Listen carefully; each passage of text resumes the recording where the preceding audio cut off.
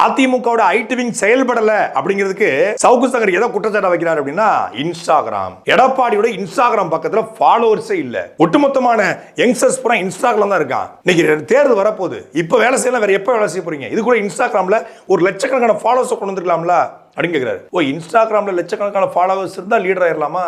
அப்ப தம்பி மணின்னு ஒரு பெயர் காப்பல, ரசிகனின் ரசிகர் மணியோ ஒரு தம்பி. அந்த தம்பி கிட்டத்தட்ட 1.2 மில்லியன் ஃபாலோவர்ஸ் வந்து இன்ஸ்டாகிராம்ல வச்சிருக்காப்ல. அப்ப அவர் தமிழ்நாட்டுடைய பெரிய லீடர். அவரு சமையல் பண்றவங்க தொடங்கி டெய்லர் அக்கா, ஜிம் அக்கா, ஆன்மீக அக்கான்னு பல அக்காக்கள் இருக்காங்க. எல்லாமே வந்து 2 மில்லியன் ஃபாலோவர்ஸ் வச்சிருக்காங்க. அப்ப அவங்க எல்லாம் வந்து மிகப்பெரிய தலைவர்களா? சரி, இன்ஸ்டாகிராம்ல இளைஞர்ல வந்து எடப்பாடி பழனிசாமி இழுக்கணும், தன ரீல்ஸா போட வேண்டாமா?